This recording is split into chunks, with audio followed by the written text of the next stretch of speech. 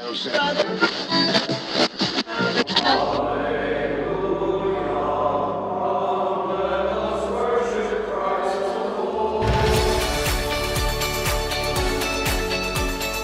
everyone to a very special episode of AbbeyCast today. We are grateful to have Father Joe Serano of the Norbertine community here at Daylesford in the studio with us. Father Joe, thanks for being with us today. My pleasure. I've done some things with the center in terms of prepared talks. This is more of a shared experience, so it isn't as 1, 2, 3 about it. Sure. Yeah, we try and keep it somewhat loose here on the podcast. So, like I said, we're really grateful to have Father Joe with us today because he's been brave and humble and kind enough to share his story with us from this past January when he contracted the SARS-CoV-2 bug that has been hampering all of our lives here to some degree. Right. And he's, like I said, been willing to share his story with us regarding the trials, tribulations, and blessings that he was able to become conscious of within that ordeal. So, Father Joe, where would you like to begin this story? Well, I think I'd like to just tell the story, what happened. Sure. It was early January, and I had what I thought was the flu, which often happens in January. I called my primary care doctor, and he almost nonchalantly said, well, we can't work with the flu until we confirm that you don't have COVID. Mm-hmm. And I said, oh, okay. And this was a Saturday that we talked, and he said, I can get you tested tomorrow at the hospital, and you can even wait, and you'll get your result, and then we can go from there. Fine. Well, I went to the hospital on Sunday, Sunday, and they took the test, and I waited an hour and a half, and they came back, and they said, Father, you're positive. I wanted to say, can you do it again? But of course, it was pretty clear. They said, but you seem to be fine, so I think you can go home. So that's what I did. Mm-hmm. I came home, mm-hmm. and that would have been January the 10th. Okay. And John Zagarella, Father John, is our prior, and he's kind of a personnel individual. He's responsible for looking over our shoulders to see if we're okay. And every day he would stop in to see how I'm doing. Because I really wasn't very mobile. I didn't have much energy. And since I had COVID, it was agreed I should be isolated. And my meals were brought to my room. Anyway, he'd come twice a day. And finally, on around Friday, he said, Joe, do you realize you're getting worse? And I said, I don't know what you mean. He said, well, I see you twice a day, and your color's off, you're weaker, your voice is raspy.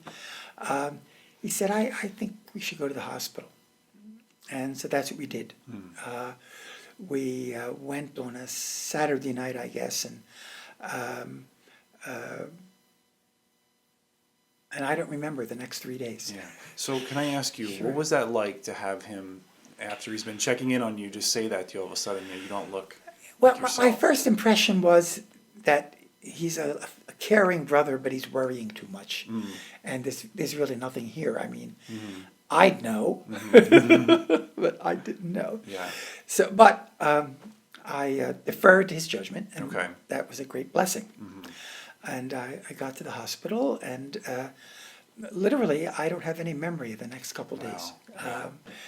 And then my third or fourth day at the hospital, I had several doctors, but there was an infectious disease doctor. He was a wonderful guy. Dr. Kim was his name. And he asked me, he said, Father, what do you remember about your first couple of days here? And I laughed, and I said, I don't remember anything. Wow. And he said, well, that's not surprising. He said, because you were very seriously ill. Oh, wow. And now we're going to just say you have double pneumonia. Okay. But you have double pneumonia with COVID. And the truth is, we don't know a lot about COVID. And so we think you're getting better. We didn't think that on Monday when you first arrived. But 3 days later, we think you're getting better, but you're going to be in the hospital a while. And I was there 2.5 weeks. and you only get to see a doctor or a nurse, Sure. no visitors, phone calls, praise God. And to get from my bed to the bathroom was a major ordeal. But happily, after 2.5 weeks, I got to come home. Again, I had no energy, and I was on oxygen. I was on oxygen 24 hours a day, so I couldn't go more than 16 feet from the machine. Obviously I couldn't go to church, I couldn't go to meals. Since I had COVID, isolated is too strong, but people who came to see me kept a distance. We wore masks. And I was pretty much stuck in my chair, and to get to the bathroom in my room was a major ordeal. Yeah. But with time, the hospital provided nursing care at home, a physical therapist, an occupational therapist, and a nurse. And they all came in the beginning twice a week, then once a week, and then finally they stopped coming around Holy Week. So there's that February, March, about a 10-week period from mid-January. And they were wonderful. And their goal, they told me very simply, was to wean me off the oxygen. And that's what happened. But during that time, I never realized how I took my health for granted. Yeah. I did what I wanted to do. I'm 78, so I knew I was getting old. My memory wasn't always the world's best, but suddenly I was really limited, and that's one of the things I found most distressing in the beginning, that so much of my life was wrapped around worrying about my body. I just always took it for granted, and but they would tell me, you got to be careful about this and be careful about that.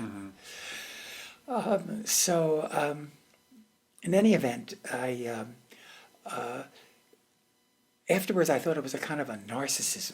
Okay. It isn't something that I chose. Sure. But that's what they told me I was supposed to do. That if you don't monitor, no one else can monitor. It comes in with a couple times And a there's week. something about illness in general that has just a heavy gravity to it, right? Yeah. And then this was, to say, mid-January, and now I'm home. I came home January 31st, the last it's a Sunday. Now, do you have a memory of coming home that day and what that was like? Well, I do, excuse me, because they were expecting a major snowstorm. Oh, jeez. And I really think they sent me home because they were afraid that if they didn't, I'd get stuck at the hospital longer. Okay, wow, And they all wanted right. my room. Hey, if that's what it took, right? That's what it took. Yeah. But here's the really sobering part. My next door neighbor, Father Michael Lee, he and I literally went to Paoli Hospital the same day for COVID.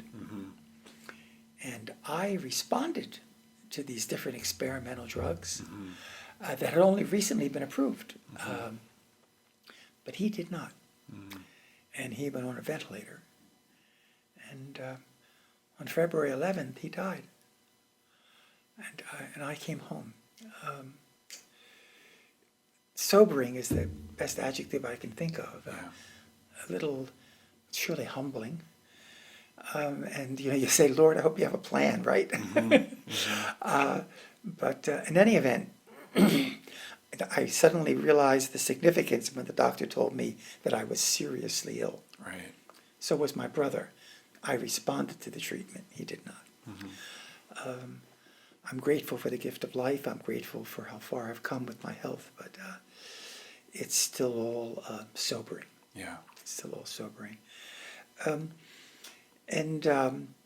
I got wonderful care from these three women, the nurse and the two therapists, and they accomplished their purpose of weaning me off the oxygen.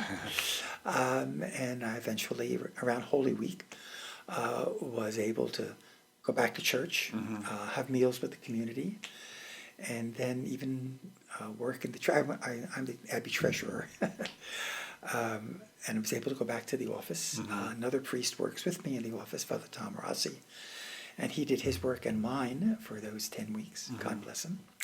But I was able to go back. maybe an hour and a half in the morning, which was enough for him to go back to our previous arrangement. Sure. And I'm able to do that now. It's, what's today? May. Today's May 15th or something. 14th, yeah. 14th.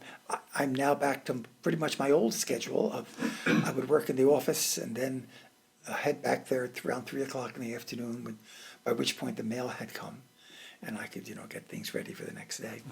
So I'm back to that kind of a schedule. So I've made really great progress with my health, but I still struggle with the fatigue. I remember you calling me at home. It was after you had already come back to the Abbey.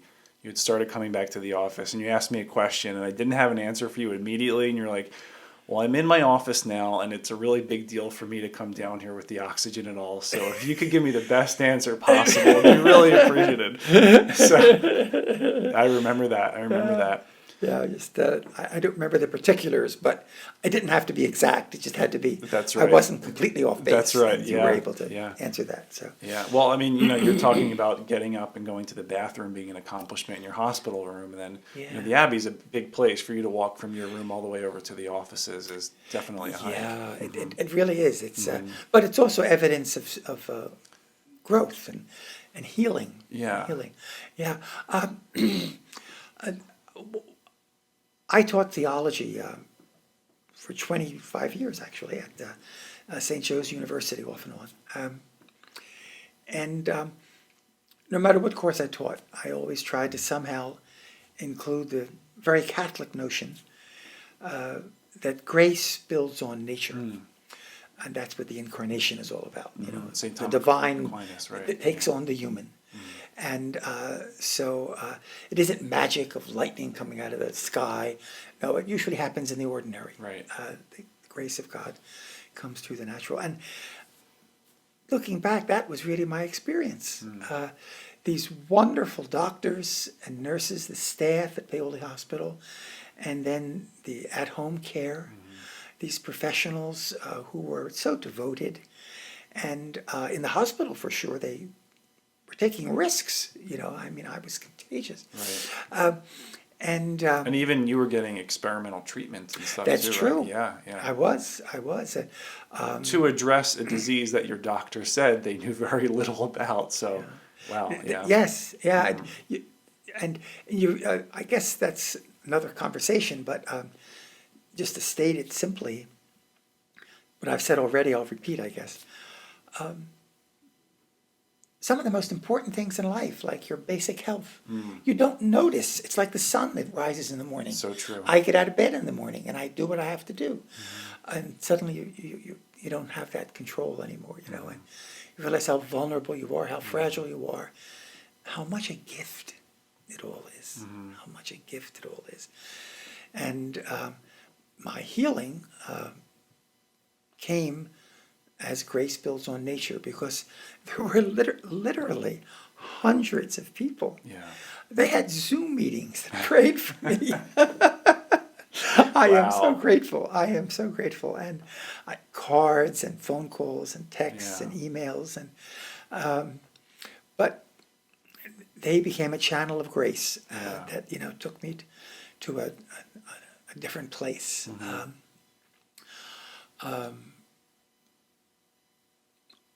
I guess that's the main thing I learned.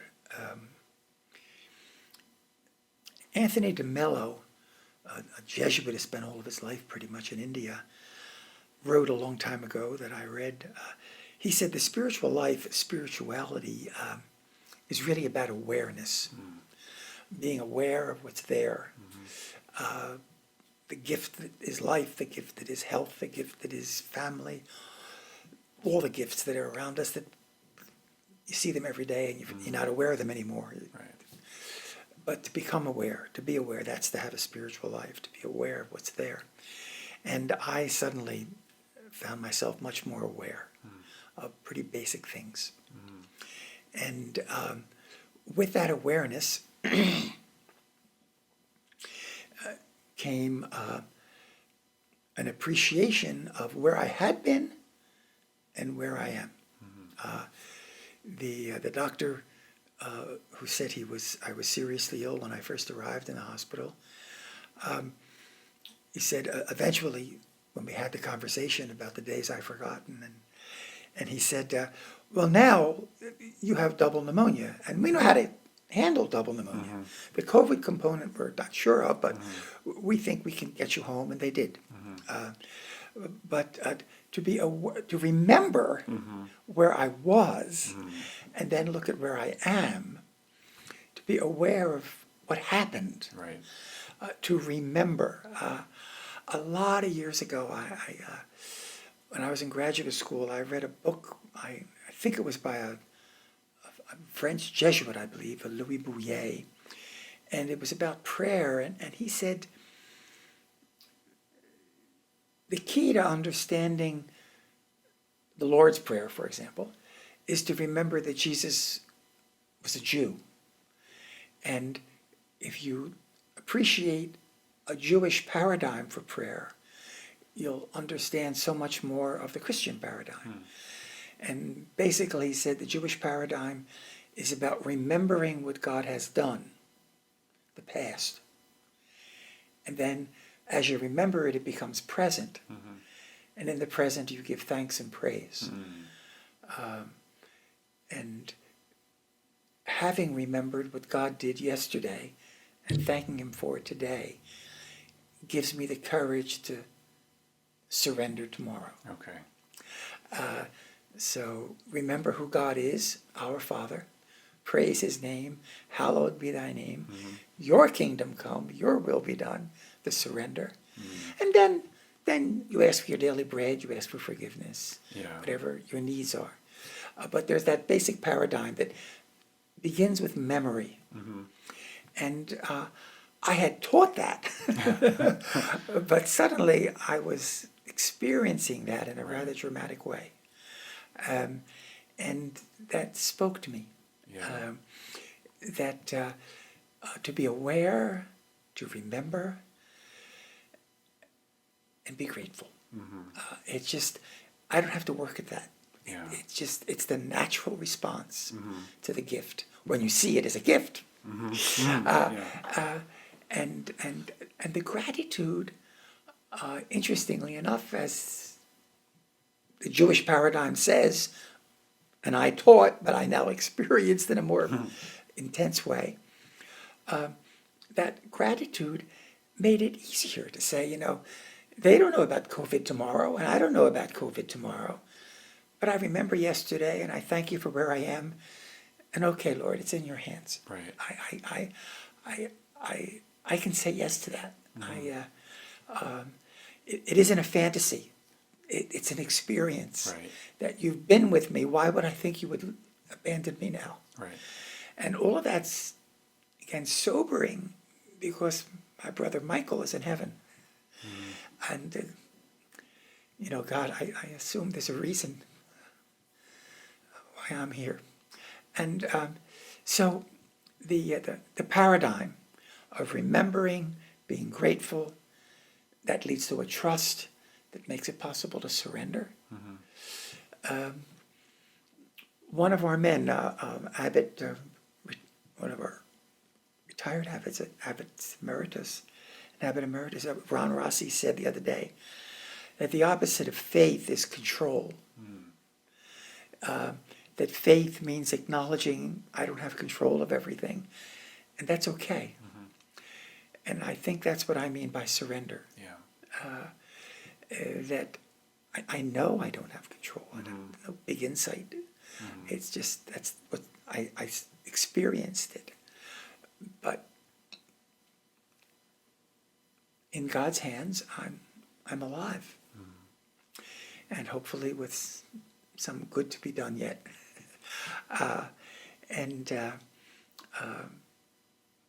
I'd like to, share that with other people. Because my guess is that even without COVID, if you just take the time to be aware, to look around, the blessings are there. In the midst of all the troubles, COVID troubles were very real.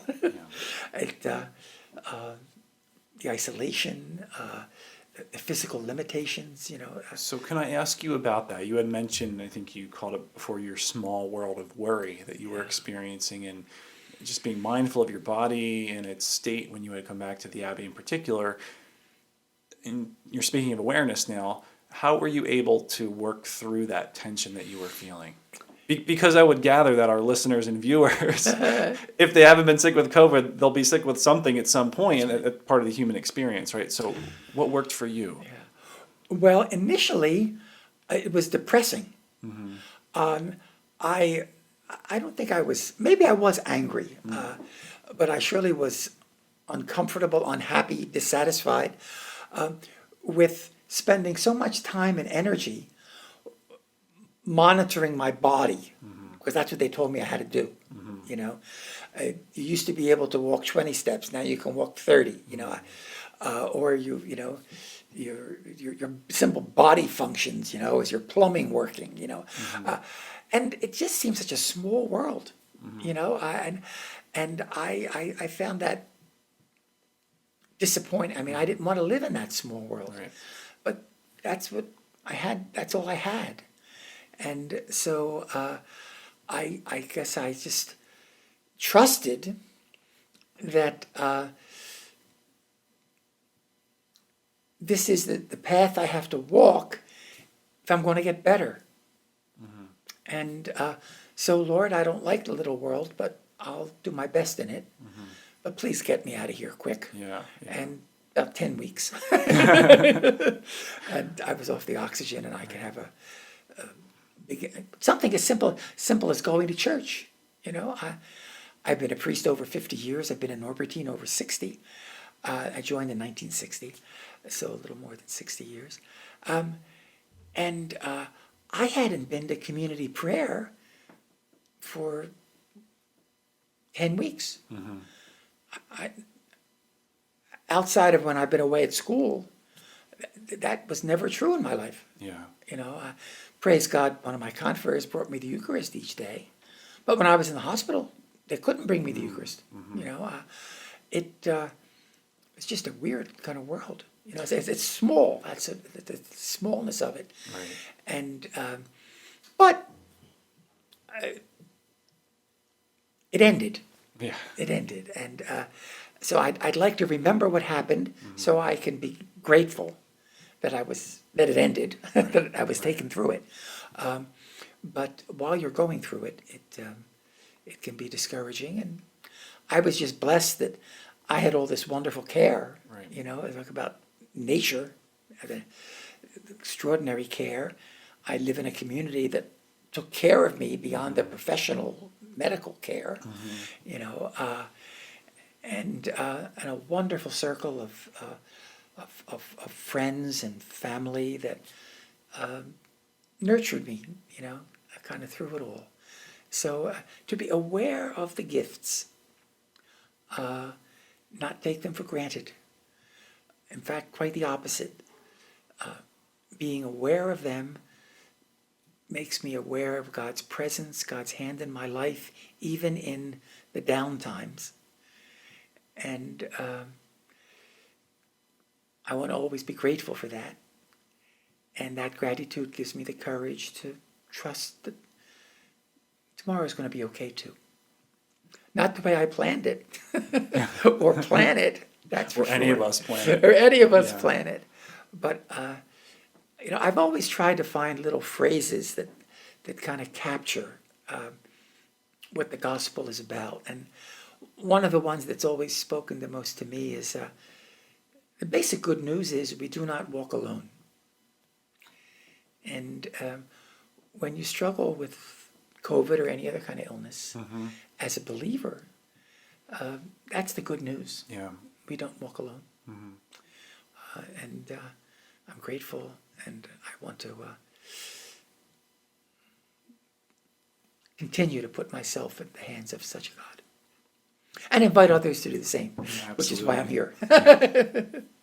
So I hope that makes some sense. Absolutely. And Father Joe, thank you for sharing your story, your experience, your challenge that you faced in this ordeal. And has been a collective challenge for the whole world. All of humanity has faced this collective challenge in some way, in some form, right? Maybe not with the, visceral nature that you did, and really, and it sounds like you experienced the full gamut of some of these symptoms that can result from the SARS-CoV-2 in terms of the cognitive effects, and you were really taken through the ringer. So I find your witness particularly powerful in speaking to this. Well, I'm happy to share the experience, and for those who are still struggling with COVID, a little footnote. I read that in England they use the phrase long COVID, which means the long-term effects of COVID, and they say there are basically three of them: struggle with breathing. And I understand that because I was on oxygen for 10 weeks. But praise God, I don't need the oxygen now. Struggle with breathing, a fatigue, and that I do experience still. And my guess is that'll be around for a while. And the third is kind of a fogginess that you kind of lose your focus. And I surely had moments of that. I have a few conferers I live with who say, well, Joe, that's really been going on for years. You just never noticed it. No. But I can appreciate that, you know. So the long COVID, for those of you who are, struggling with that, don't give up. We do not walk alone. And also, finally, I should probably say thank you to those many people who prayed for me. And who nurtured me. So God bless you all. Thank you. Quite literally, the internet was infused with prayers for you, right? That's right. That's right. Kind of wild to think about. Yeah.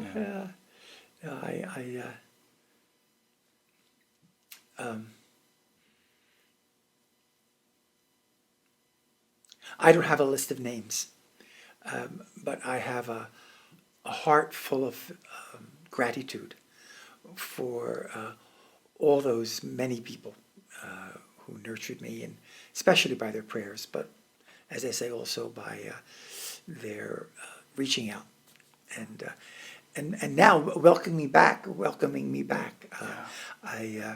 I still can't stand. I can do almost everything, but I can't stand for any length of time. So I can't preside at the Eucharist yet. I'm hoping that will happen in the not too distant future. But I can preach a little. If I preach on weekdays, it has to be short because I only can stand 3 or 4 minutes. But that might be a blessing. On Sundays, I haven't preached on Sundays since the beginning of January, but the abbess asked me to preach the first Sunday in June, and I can sit down Very nice. in front of the altar, so I'm looking forward to that. Very nice. So maybe see you then. Yeah, well, if you are, thank you again, Father Joe, for sharing and for being with us today and for being with us always here at Daylesford Abbey. I know that your presence is really important to so many here within the Norbertines and beyond and all those part of the Abbey community. Wow. And it's, like I said, just to hear your story was inspiring. So thank you for that. Well, and thank you for all you do with the Spring House. When I was in my room, I watched a lot. Thank you. It's good to know we're reaching someone, absolutely. And you heard Father Joe yourself. If you'd like to catch him preaching here at Daylesford Abbey, that'll be the first weekend in June, so I believe that's June 6th. Yes, it's the That's Feast Sunday. of St. Norbert, but Yeah. St. Norbert gets bumped because it's Corpus Christi. Oh, that's right. And then so St. Norbert becomes the 7th, but he's really the... That's right. Yeah. So if you want to catch Father Joe preaching, you'll be here on Sunday, June 6th with us, either in person at the Abbey Church, or you can catch us live online at daylesford.org/live. And again, we just thank Father Joe for being with us today and remind you that AbbeyCast is made possible, as all our Springhouse programs are, by your support, whether it's through your financial contribution, your prayers, or by sharing this content, subscribing to it, liking it. It all supports us, so we're grateful for that. If you're interested in making a private retreat, Daylesford Abbey is very excited to be reopening the first week of June for private personal retreats here. So you can call me at 610-601-8702 or send me an email at adr@daylesford.org, and we will get you all set up with a private retreat here. And finally, if you are feeling as if the Lord is calling you to a religious vocation, you can reach out to the Abbey here or vocations at daylesford.org, and that will put you in touch with Abbot Dominic Rossi, our vocations director, or you can visit the website, daylesford.org/vocations, to see the information that we have posted on there. The Springhouse also has vocations content, so be sure to check that out as well. Thank you so much, everyone. Have a beautiful day. God bless.